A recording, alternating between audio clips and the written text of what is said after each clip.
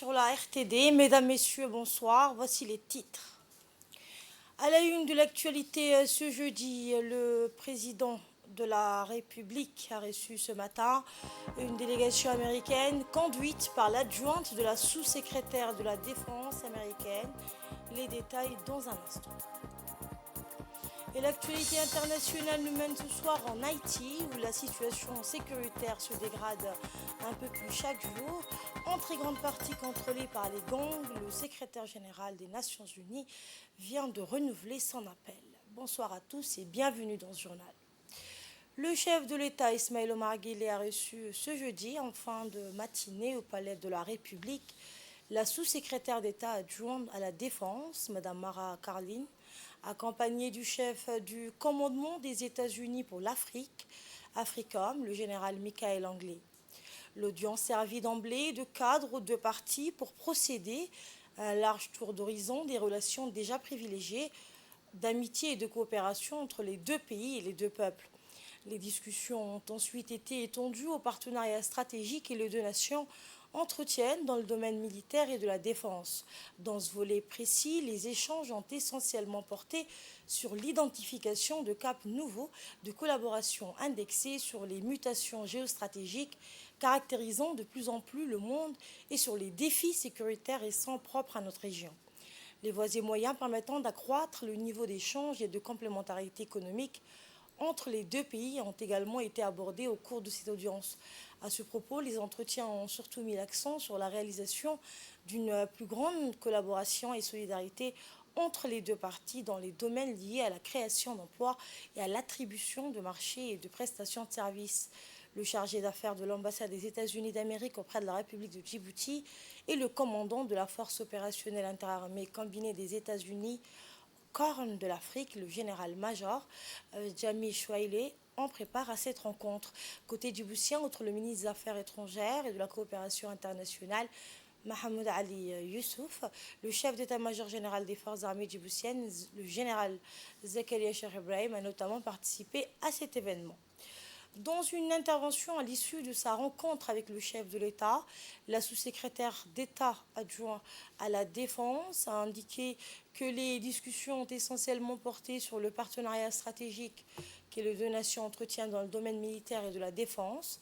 L'adjointe sous-secrétaire de la Défense américaine n'a pas manqué de réitérer l'engagement et la disponibilité permanente des États-Unis à notre pays dans l'accomplissement des objectifs de paix et de stabilité dans cette partie du monde. Le chef du commandant des États-Unis pour l'Afrique a quant à lui rappelé que la République de Djibouti est un allié stratégique pour les États-Unis et joue un rôle crucial dans la promotion de la paix et de la stabilité dans la région.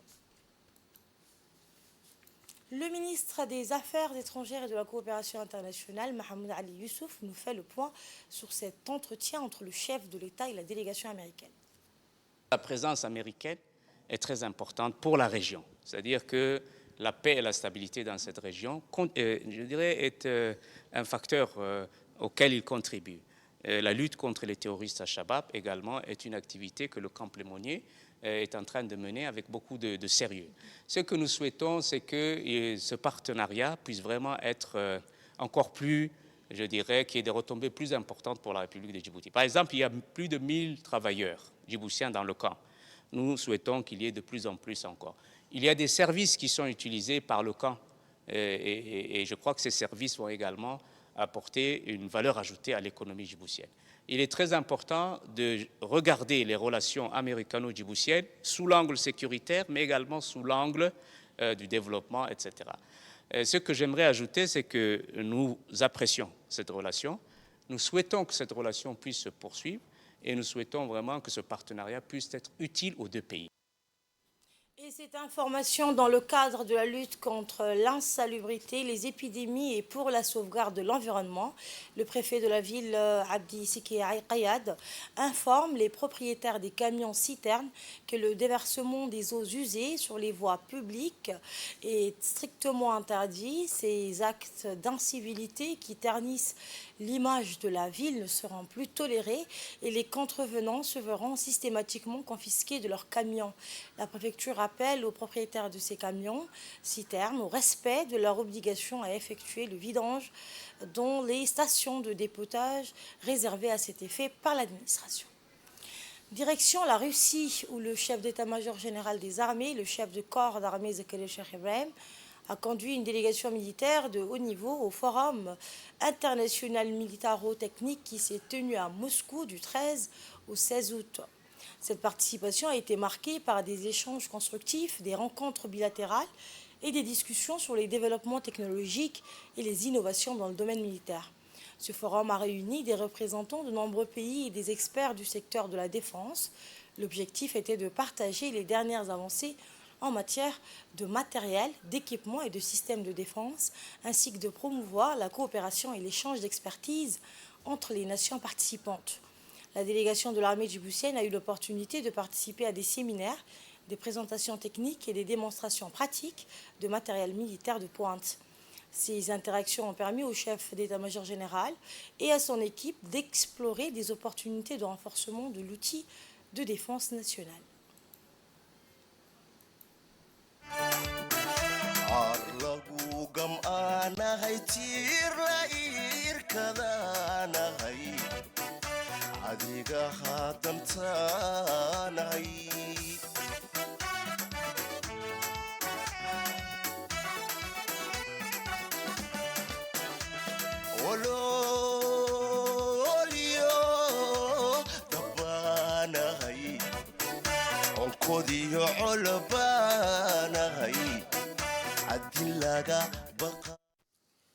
Autre nouvelle, le mouvement Jeunesse Une et Indivisible, en collaboration avec la commune de Balbala et le ministère de la Santé, a organisé hier la deuxième étape de la campagne de prévention et de sensibilisation des jeunes contre les dangers de la drogue et de la consommation des stupéfiants.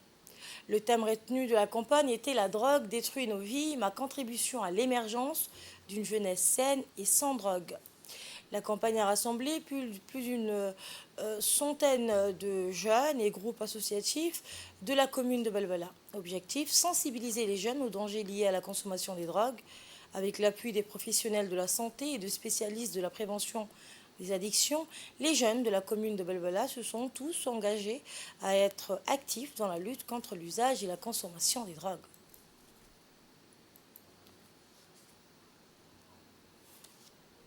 Écoutons pour plus de précision le mot du deuxième vice-président du mouvement Jeunesse Une et Indivisible, M. Mohamed Ali.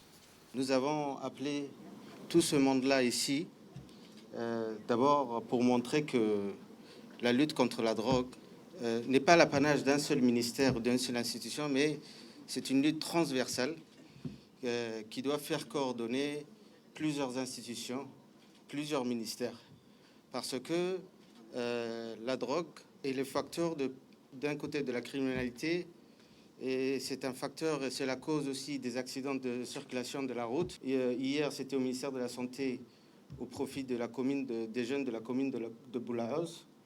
Aujourd'hui, c'est pour la commune de Balbala.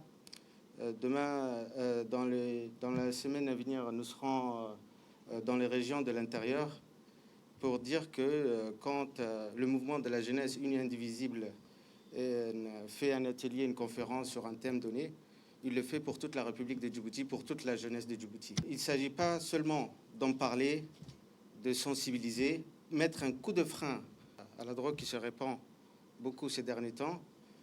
Nous allons faire des rapports dans lesquels nous mettrons une série de recommandations que nous allons remettre aux autorités compétentes.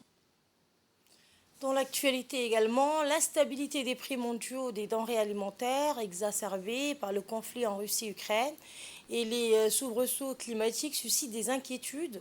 Malgré la forte dépendance de notre nation vis-à-vis des importations alimentaires, il est rassurant de constater que les prix des produits essentiels restent étonnamment stables sur le marché intérieur, sans signe de pénurie, dans un contexte où les économies africaines, y compris la nôtre, sont vulnérables aux conjonctures et fluctuations situation mondiale, le ministère du Commerce a effectué une analyse minutieuse des données entre le 1er et le 15 août et indique une stabilité relative des prix alimentaires par rapport au mois précédent, à l'exception notable du sucre qui a enregistré une légère hausse.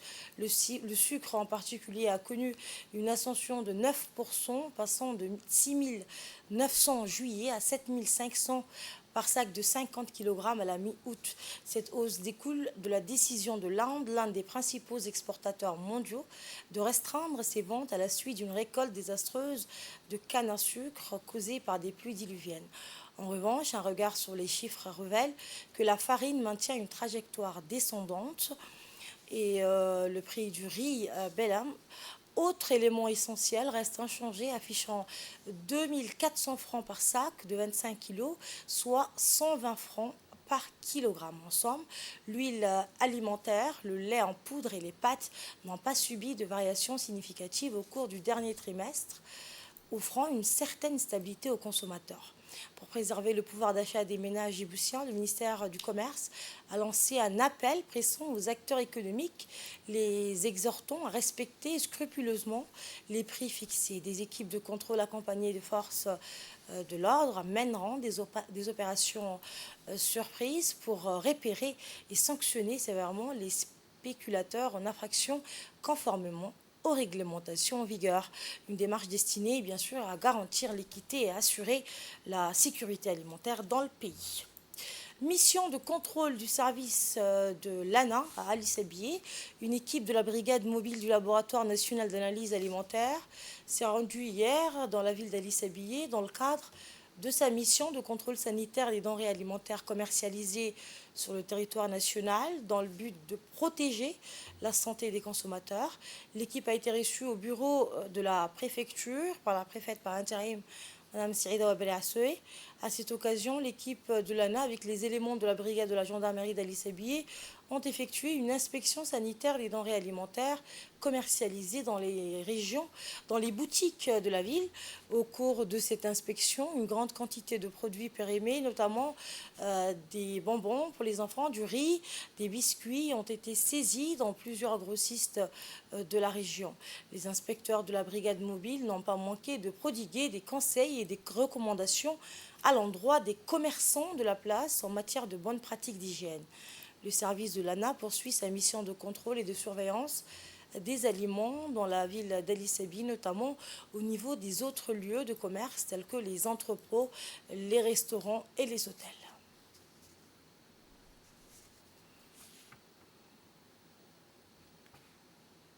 Et notre équipe sur place a pu recueillir quelques réactions lors de cette opération. Voici une. L'ANA a lancé depuis lundi tournée d'audit d'inspection dans les 5 régions de l'intérieur. On a commencé de la région d'Arta, la tournée. Actuellement, nous nous retrouvons aujourd'hui à Ali Sabié. Donc, on a pu effectuer en collaboration avec la préfecture et les éléments de la gendarmerie une inspection sanitaire des grands entrepôts, des boutiques, et afin d'évaluer l'hygiène des locales et la conservation des produits. À cet effet, nous avons constaté les défauts d'entreposage et de stockage. Et surtout, on a saisi des œufs mal conservés, pourris, qui avaient des moisissures, donc infestés par des vers de terre. Selon la réglementation et les normes en vigueur, nous allons procéder à la saisie de tous ces produits pourris et périmés et impropres à la consommation et les détruire dans les réglementations sanitaires en vigueur. Et dans notre dossier grand format, la lutte contre les accidents de la route et les problèmes liés à la sécurité routière nécessite une coopération accrue de l'ensemble des acteurs concernés.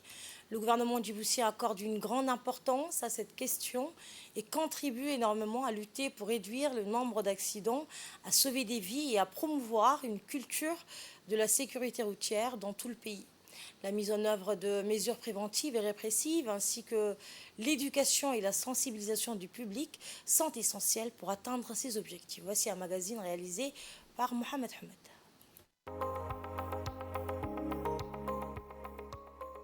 Un engagement ferme pour une sécurité routière renforcée. Suite à la réunion des ministres de l'Intérieur sur la sécurité routière, les autorités sur la question en charge de la sécurité routière sont en pied d'œuvre afin d'émettre des mesures efficaces pour protéger la vie des citoyens.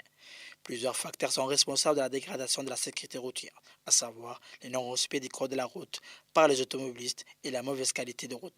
Des défis qui doivent trouver des solutions rapides avec des contrôles réguliers pour le respect du code de la route sur les principaux axes routiers dans la capitale et à la sortie de l'agglomération, tout en engageant des efforts pour améliorer la qualité des voies de circulation. Concernant le transport et la dégradation de la route, l'ADR qui a pris part à cette réunion aux côtés des ministres des infrastructures et des équipements, conformément à ses prérogatives, ont réalisé des opérations de réhabilitation des réseaux routiers nationaux.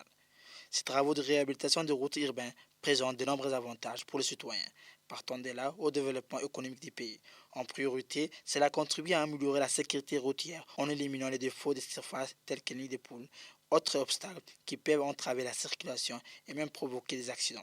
C'est dans cette optique qu'une équipe de l'RTD est allée à la rencontre des équipes en charge des inspections routières de l'ADR. Ces équipes ont pour mission de vérifier et d'évaluer l'état d'avancement des dégradations des routes en mauvais état, identifiant celles qui présentent les plus de détérioration et des dangers potentiels pour les usagers pour pouvoir par la suite remettre les rapports finaux aux équipes en charge des travaux. C'est ce que nous explique M. Mohamed Mahdi, responsable de la cellule d'inspection routière de l'ADR. Les missions de la cellule sont diverses.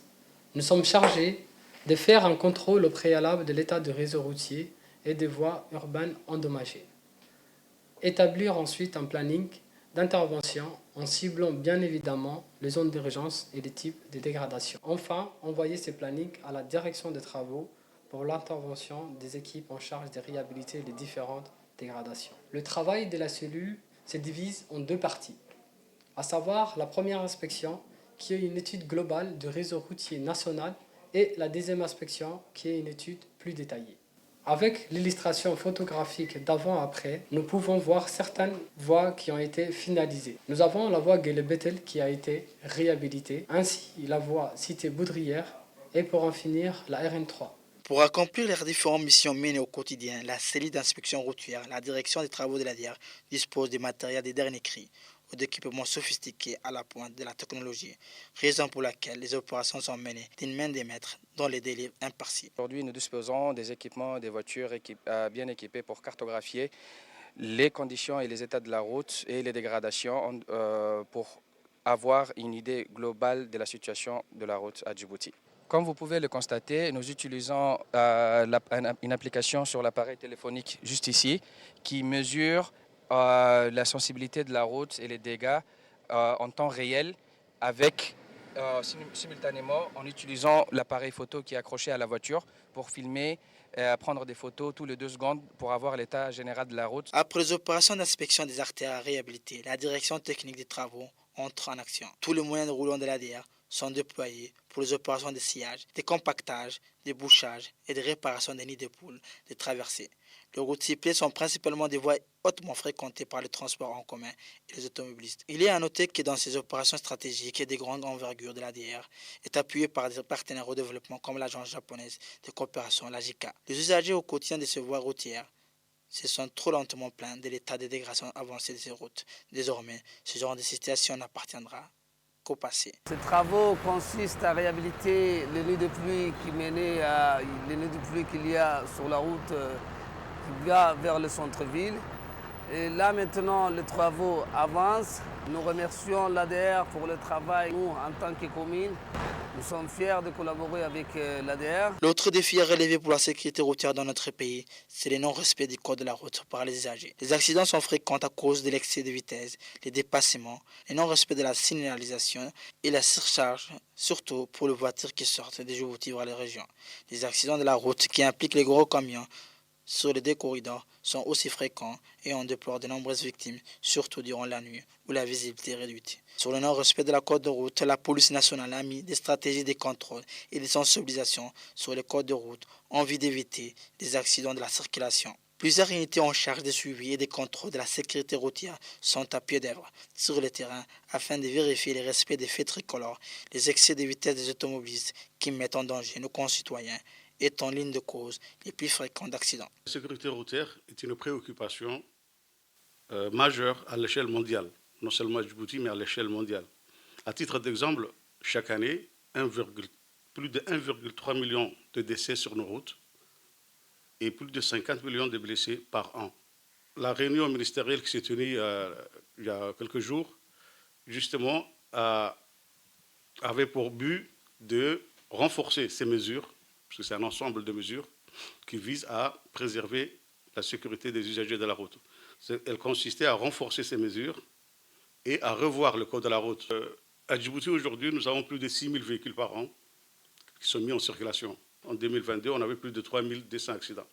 Cette année, au mois de juillet, nous sommes déjà à plus de 2 000. Donc, pour résoudre, bien sûr, à court terme ou à moyen terme, ce problème, il faut que tous ces départements conjuguent leurs efforts de manière à endiguer cette délinquance routière. Au niveau de la police, comme je vous disais, c'est un renforcement, bien sûr, de ces mesures, c'est-à-dire renforcement au niveau de contrôle, renforcement, bien sûr, au niveau de la sensibilisation, que d'ailleurs nous allons faire à travers les médias. Nous avons également des programmes axés sur les élèves dans le milieu scolaire.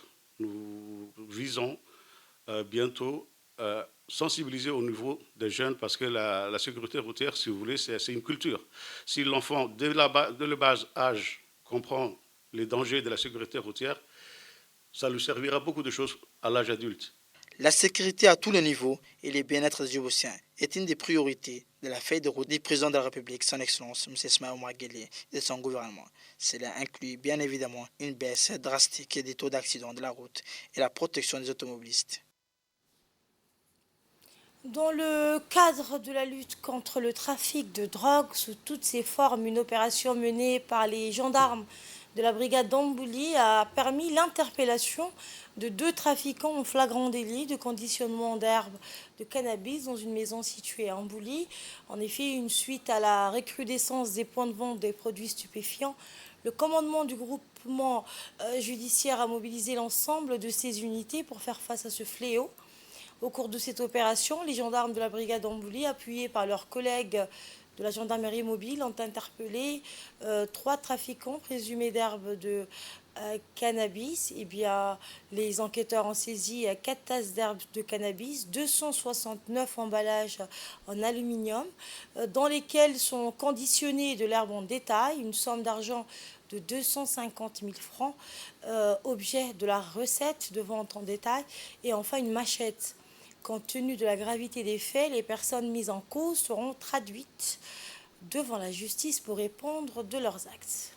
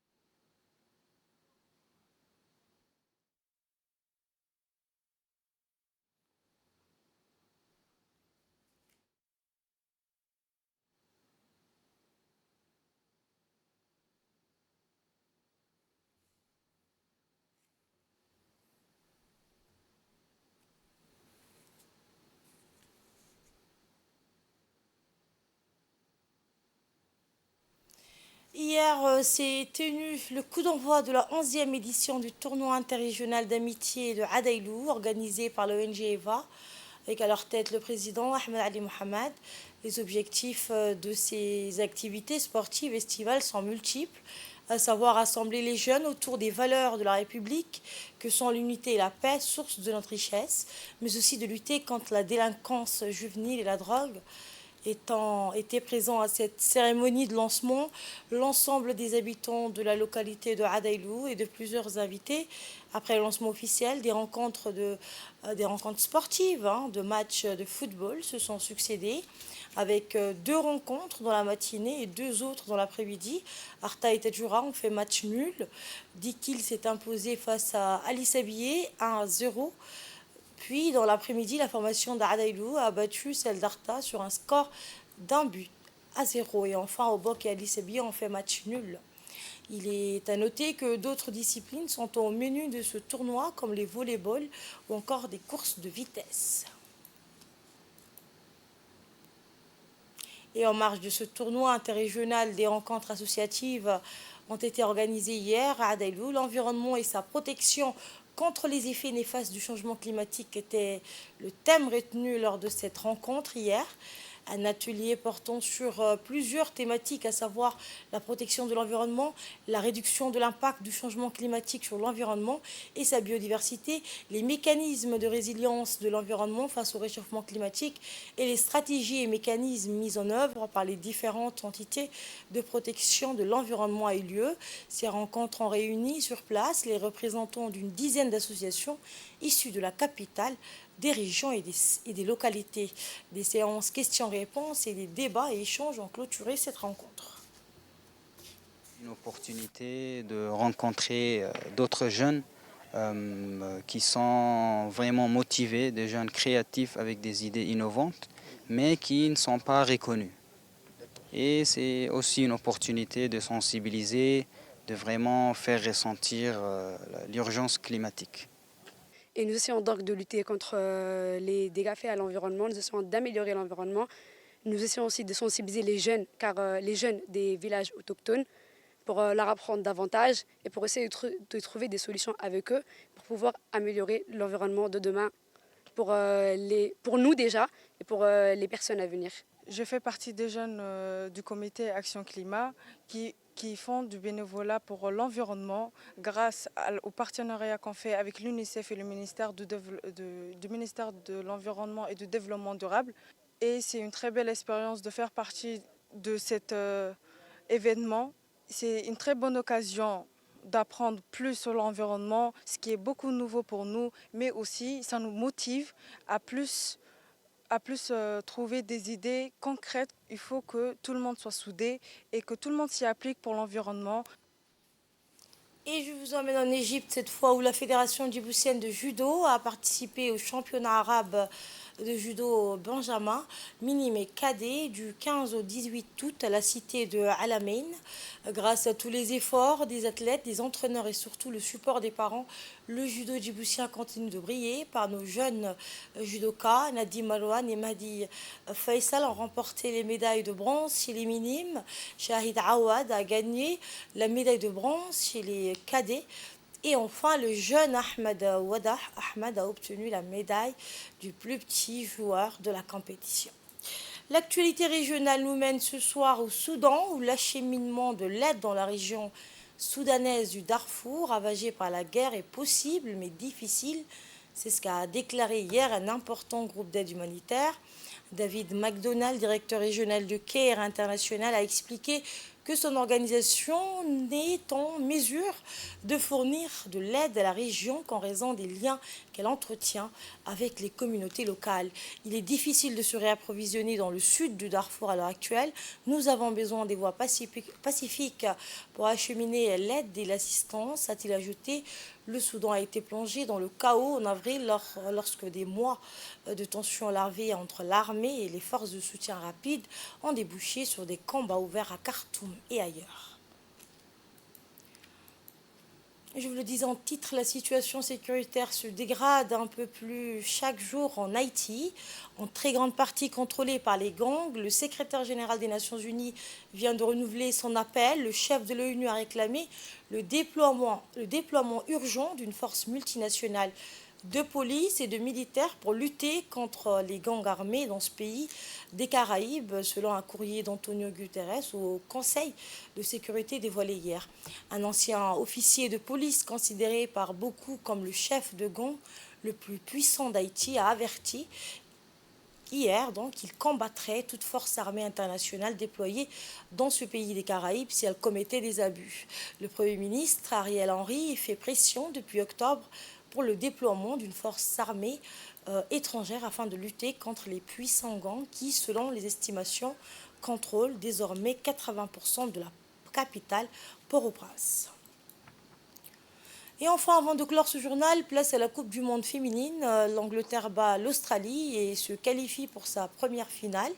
Les Anglaises, championnes d'Europe en titre, se sont qualifiées hier pour la première finale de Coupe du Monde de leur histoire contre l'Espagne, en éliminant l'Australie 3-1, portée jusqu'au bout par tout un stade et malgré un bijou de Sam Kerr.